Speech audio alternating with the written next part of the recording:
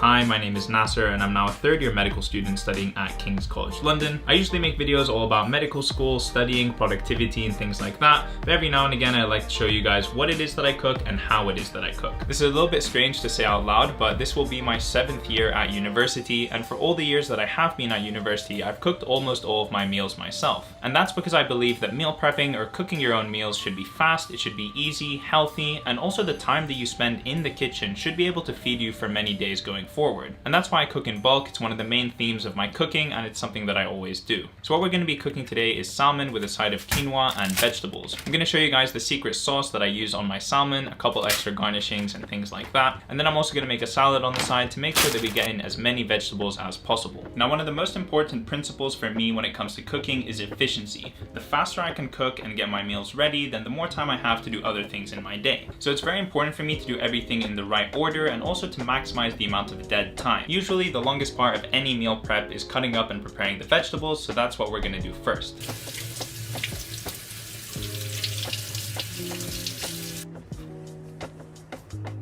Now usually the vegetables have a little bit of prep to do. You need to cut them into smaller pieces or cut off the stalks and things like that. But the ones that I've bought today are already ready, so I can skip that step. Now for broccoli and asparagus specifically, you want to cook them slowly over time because they tend to be quite a hard vegetable, and so it's better to cook them slowly rather than fry them really quickly. Usually I use olive oil to cook just about everything in the house, but recently I've discovered that if I cook the asparagus or broccoli with butter, it actually tastes so much better. Now as far as oil or butter in order to fry your vegetables, you guys can add as much as you want. Obviously the more you add, the less healthy your dish is going to become, but it's up to you and you guys can find a personal balance that you enjoy. So I'm going to turn on the heat to something fairly low, like a 4 or 5 out of 10, so I can slowly cook these guys over time. Now, in the meantime, I'm going to start preparing the salmon. Because I've started to cook the vegetables and now I'm going to prepare the salmon, I know that I'm going to need to put the salmon in the oven fairly soon, so I'm going to start heating it up as well. So the oven settings that I use is I just turn this dial here to the one with a fan. Basically, I just want the heat to come from everywhere, not only from the top or the bottom. And then I turn the temperature to 180 degrees, and that's usually good enough. All right, so as you can see, the butter has started to melt now. I can move that around evenly along the base of this big pan. And basically, I just want to lay everything down to hopefully get as much surface area with the pan as possible. Obviously, you can't do that if you're cooking as many vegetables as I am, but that's okay. I'll rotate them and flip them as we go along. Now because not all the vegetables are touching the bottom of the pan, I'm going to add a little more butter over the top that I'm eventually going to mix in once it heats up, and that way I can hopefully evenly get everything to cook. Alright, now let me show you guys how it is that I cook the salmon. So like I said before, the salmon is going to get cooked in the oven, and the way that we do that is we build these little boats out of aluminium foil to put the salmon in, and then we can drizzle on all the sauce that we want. So I'm going to try to make the boats big enough to fit 2 pieces of salmon at a time. Now Alexia is actually the one who taught me how to do this. Don't ask me what the method is. She makes them much better than me, but I'm just going to do my very best.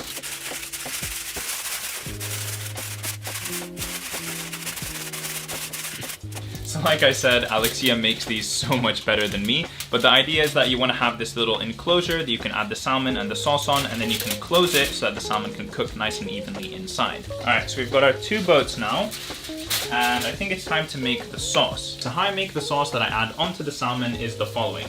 First of all, you're going to need a lot of soy sauce, and by a lot, I mean a lot. This sauce is also what you can drizzle on at the end over your quinoa or your rice, vegetables. It's what brings the whole dish together. Alright, now after you've added the soy sauce, the secret ingredient is honey. Honey just absolutely makes this dish taste so good. Gives it that little sweet taste that you want as well. So drizzle in a bunch of honey in there.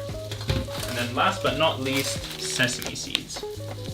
This is also just one of those small touches that makes the dish taste so much better. I highly recommend you guys try it out if you haven't before. I'm personally a big fan of sesame seeds, so I'm going to add a bunch, but you guys can add as much as you want. Starting to cook along, like I said, nice and slowly, not doing it too fast, letting all those really tough, strong fibers break down slowly. Alright, so that beeping was the oven, which means the oven is ready, which is good because we're almost ready with the salmon. Alright, so now you want to take this sauce, mix it really well. Basically, you want to get that honey. It won't really fully dissolve, but you want to get it mixed in with the soy sauce as much as possible. Ah, so good. Alright, so now let's bring out that tray that we had with the 2 boats. Let's cut open this salmon box real quick. And now because we touched raw meat with that knife, we need to get rid of it. We need to put it in the sink. Alright. And we don't want to use these tongs to touch the salmon because they've touched raw meat, so we need another set of tongs. I'm going to do 2 salmons per little boat.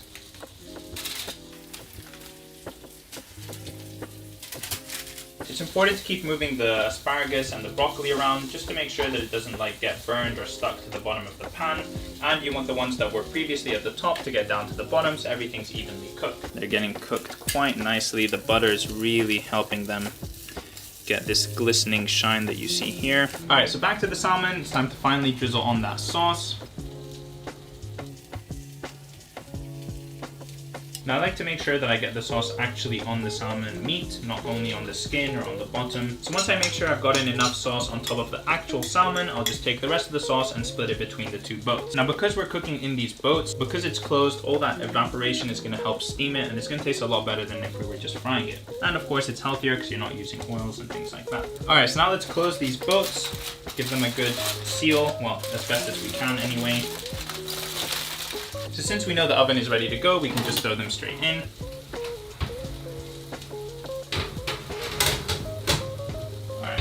Time if you're cooking rice or quinoa like I am today, that's going to take about 20 minutes, so we should get started on that. Now quinoa or rice is probably the easiest thing in the world to make.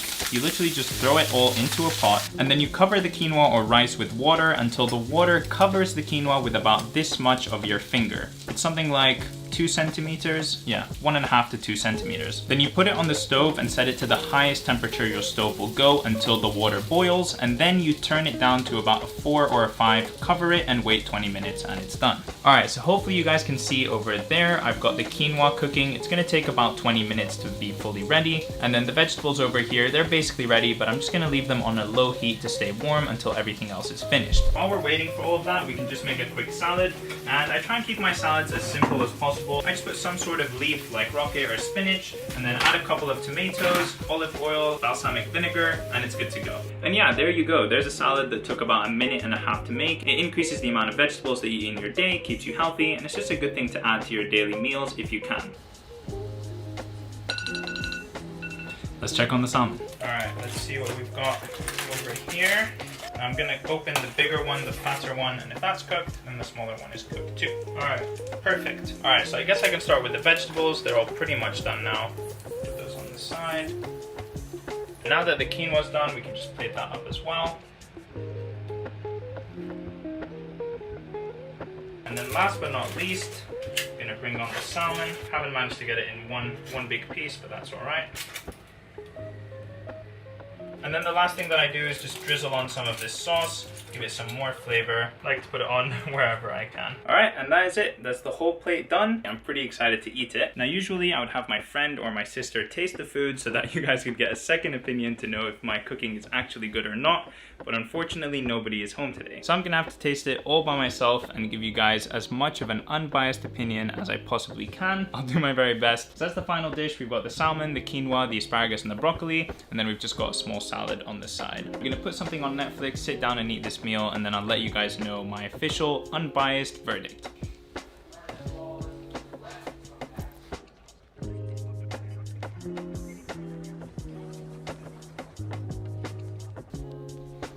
All right, guys, let me tell you for real. All right, the salmon, the soy sauce, the honey, the sesame seeds, honestly, very, very, very good. This is one of my favorite dishes that I make. Then the broccoli and the asparagus, I wish I'd cooked it at a slightly higher temperature, so going back, I would probably cook it at about a 6, just so it gets a little bit more tender, but being cooked in the butter made it taste really, really good as well. Of course, you can use olive oil if that's what you prefer. And then the quinoa, pretty standard. I like to use tricolor quinoa because I think it adds a little bit more flavor and texture to the dish, but you can use rice or any other quinoa that you want. Then when I drizzled the sauce on top of everything, I think that's what tied it all together. Personally, I really like the dish. I wish I had one of you guys try it, honestly. Just so we're gonna be cooking chicken with potatoes and a ton of vegetables all in the oven. It's gonna be a really easy and quick meal to do, so follow me along and I hope you guys enjoy. So most of the time for cooking this meal is gonna be in the prep of cutting up the vegetables and cutting up the potatoes, so let's get started with that. All right, so for the vegetables today, we're gonna be doing a lot of broccoli. It's one of my favorite vegetables, highly nutritious, has a good crunchy texture. We're also gonna be cutting up some bell peppers, so I like to use all the colors, yellow, red, and then also green, a little bit of asparagus as well, and then finally slice up a lemon just to give it that extra zest. At this point, I'm gonna take the chicken thighs out of the fridge. They've been defrosting for quite some time now. The last vegetable we're gonna need is some onion.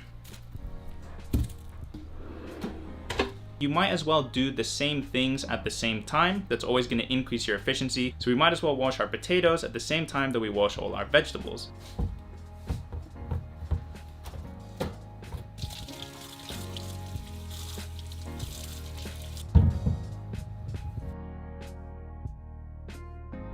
So here on the Karma Medic channel, I like to promote efficiency as much as I can. So we're gonna use the least amount of utensils as possible, the least amount of cooking things as possible. I'm gonna prepare all of my pans, throw in some baking paper.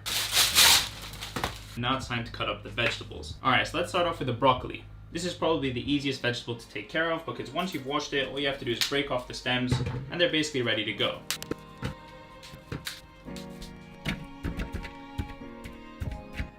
Now when you guys are cutting up peppers, honestly you can do it however you want. I tend to cut them in long thin strips just because I think that's the easiest and it's the most efficient use of my time when it comes to cutting and prepping vegetables. But if you prefer to do them in circles or whatever, that's totally fine too. Just gonna grab a bowl to get all of the trash that I'm accumulating and put it somewhere. So while I'm actually cooking and prepping my meals, I don't actually care if I make a mess anywhere because I know that at the end of my cook, I'm just gonna have 1, 2, 3 minute session where I wipe down all the counters, pick up anything that fell off of the floor, and that's about it. No matter how much mess you generate, it's not going to be that bad to clean up. So I'd rather do all the cleaning at the end in one big go instead of doing it all as I go along because that's just gonna waste a bunch of time.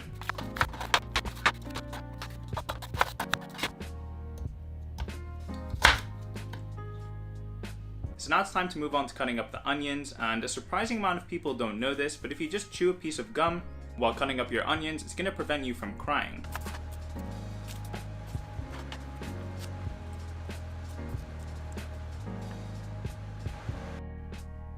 Alright, so now that all the vegetables done, let's move on to the chicken. If you've seen my previous videos, then you'll know that I don't really like to season my food, and that's just because it doesn't really make that much of a difference to me. I'm pretty sure all of my taste buds are dead. But anyways, chicken is something that I've sort of learned to season over time. So the way that I do this is actually really simple. I grab a Ziploc bag or one of these like sandwich bags, and then I fill it up with an arbitrary amount of spices and panko crumbs. I really like these, so I'm gonna put a lot. Mix it about until you have it all nice and mixed. All right, that looks pretty good to me. And now I'm gonna have a designated dirty hand in order to touch all of the chicken and a designated clean hand to do everything else. So I'm gonna open up my bag with spices, take my chicken thigh and literally just throw it in there. Once it's in there, you just shake it about. Make sure that it gets all covered from all angles and sides. And there you have it. That's the easiest way to season your chicken or any other meat before you throw it in the oven. So once it's done, just take it out, plop it down on this big tray, and then move on to the next one.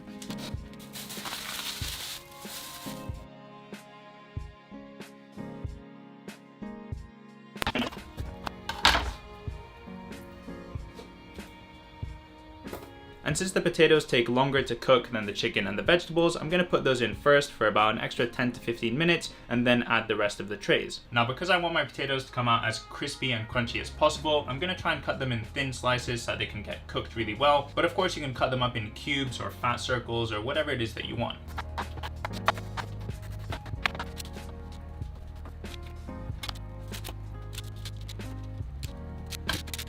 Also, I forgot to mention, but probably when you're cutting up all these potatoes is going to be a good time to turn on the oven. I set the temperature to 180 degrees. That's sort of the standard temperature that you want to be cooking chicken at for about 25 to 30 minutes. And so while this heats up right now, I'm going to season all of these potatoes and fix my chicken tray. So for these potatoes, just like everything else that I do, I try and keep it as simple as possible. The easier and simpler it is, the more likely I am to do it, and the faster I'm going to get done with the cooking part of this process. So the only thing I do for my potatoes usually is I put olive oil, pepper, and salt. You can also put on paprika or whatever else that you want. That's something that we do sometimes. I just take the olive oil and I drizzle it across in these sort of diagonal lines. Very easy, very quick. And this sort of helps the potatoes get their like sizzle on when they're in the oven. And then just a row of salting. I personally don't use salt in my food almost ever, but because my sister eats a bunch of these meals as well, and she definitely loves her salt, I have to put it on. then a quick round of pepper as well. So ideally you want to put these potato trays in about 10 to 15 minutes before the chicken trays, and that way they can get well sizzled and well crunchy as we want them. But ideally you want to flip them halfway through. Anyway, you heard the oven beep, it's time to put these in.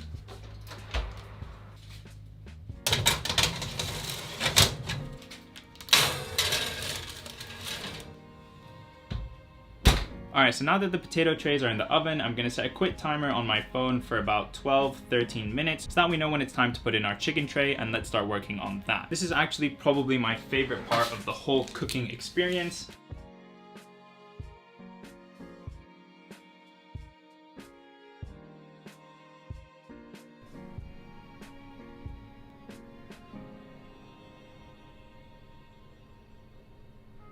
So yeah guys, that's basically it. That is the whole tray. Everything is on there, all the vegetables, all the chicken. And now it's time to put it in the oven.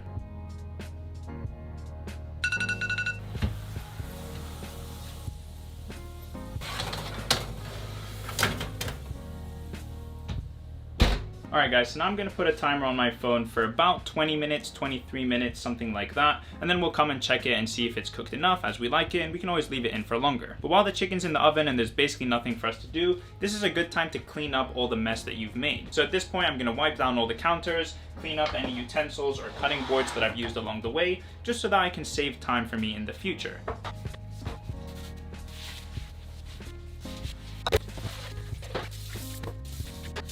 So you see, it's actually really easy. The main cleaning up that you have to do with a cook like this is those big trays. And yeah, that's gonna take me about 5 to 7 minutes later over here, getting rid of the grease and everything, but it's minimal cleanup for the amount of food that we're making. All right guys, so the timer's gone off and it's time to check on the food.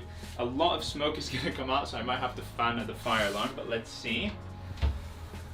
Oh, potatoes look really, really good. All right, so look at that. Perfectly crisp golden brown potatoes. Yum, yum, yum, yum, yum. Second tray is looking good too. Maybe these ones here. So, and then last but not least, that chicken tray. Oh, yum, yum, yum, yum, yum, yum. Is it foggy? Yeah. So before I decide everything's ready and I start putting it into Tupperwares, I'm just gonna test one of the chickens to see if it's cooked all the way through. And the way you do this is you cut the fattest chicken, the one that's the thickest. If that's cooked, then everything else is cooked.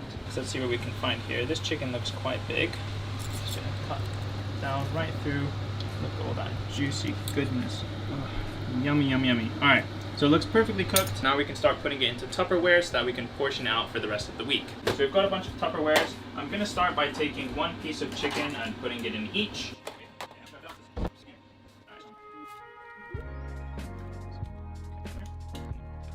So yeah, basically this part is really simple. I'm just trying to like spread out equally all of the food that we've cooked across the different Tupperwares. Yeah.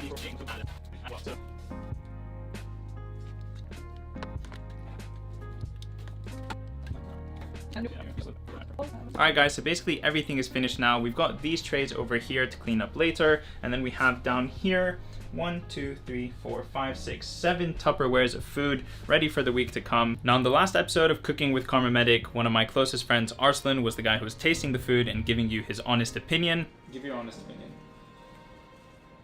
Like off camera? This time it's gonna be my twin sister Noor. She's gonna taste the food and let you guys know what she thinks. Alright, alright. Let it